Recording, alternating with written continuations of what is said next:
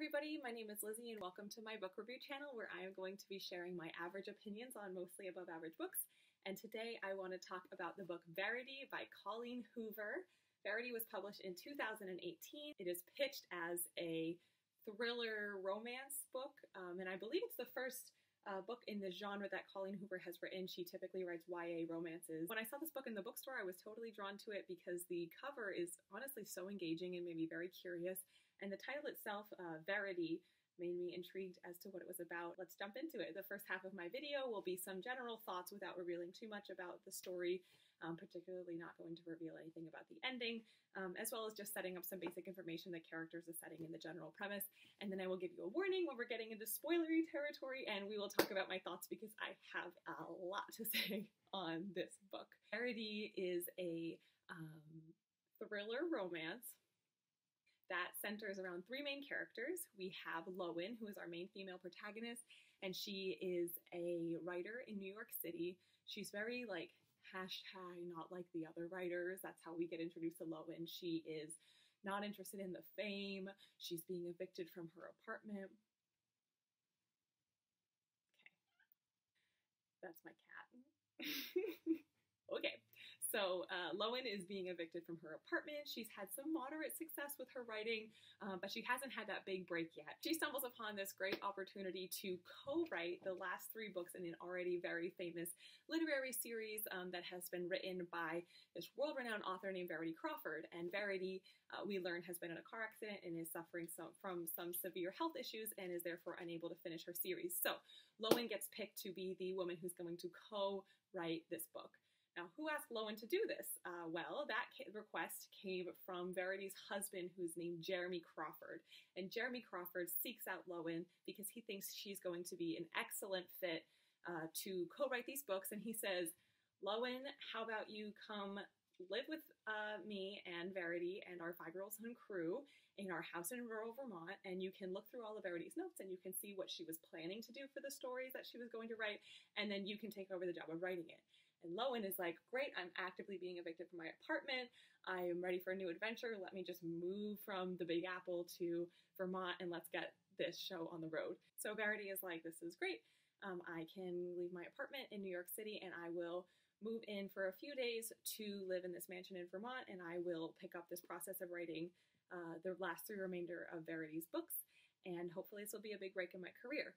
And Jeremy explains that he has a 5-year-old son whose name is Crew, and that he recently lost his 2 daughters within a 6-month period of each other. He explains that they both had separate accidents.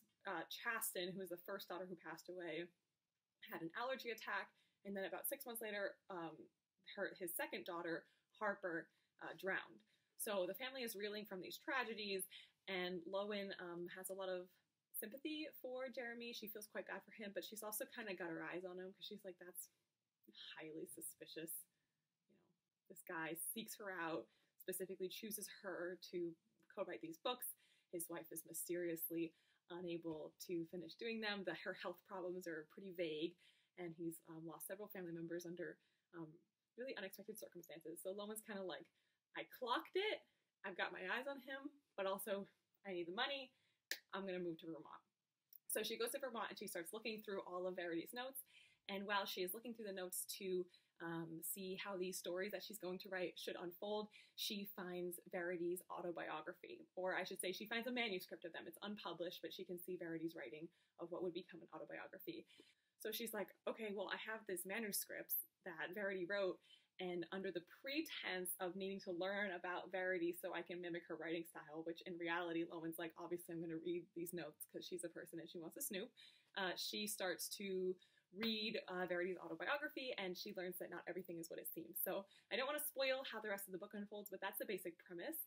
And if you like books with rich dialogue and engaging characters that are dynamic and grow and change throughout the story, and really well-structured plots that make a lot of logical sense and have a lot of grounding, Colleen Hoover's Verity is giving you none of that. It's absolutely not the right book for you. But if you want to read a book that gives you a bit of a spook, gives you a bit of a laugh, And honestly, you can judge the characters for their silly decisions that they make and probably feel better about yourself.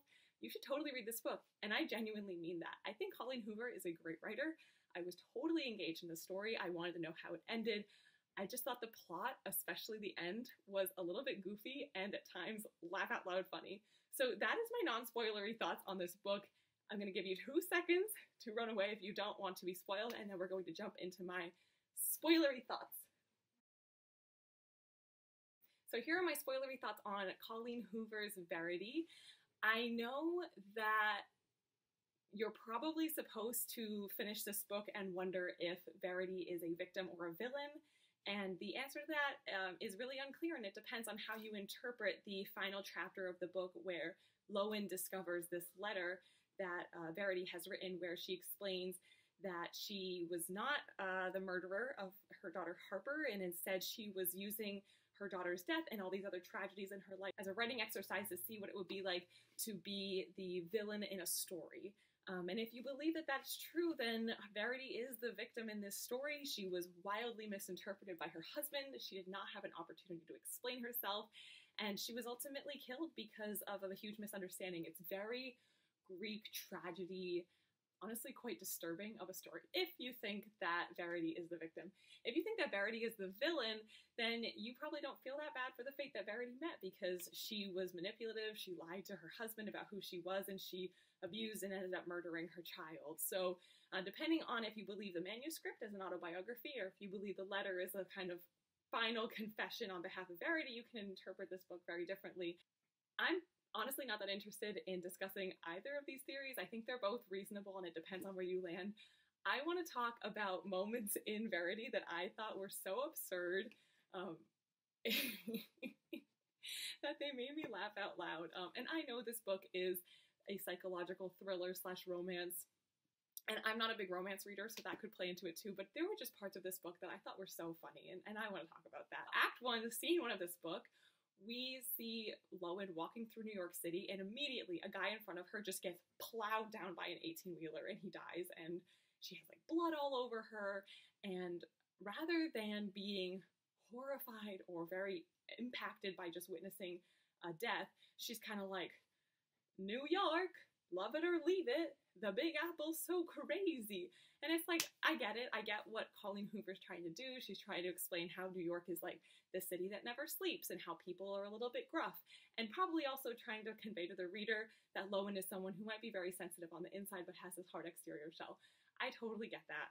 And I also get that she's setting up a meet cute for her to run into Jeremy, who helps her get the blood splatter off her shirt and offers to give her his shirt so that he can, what is it?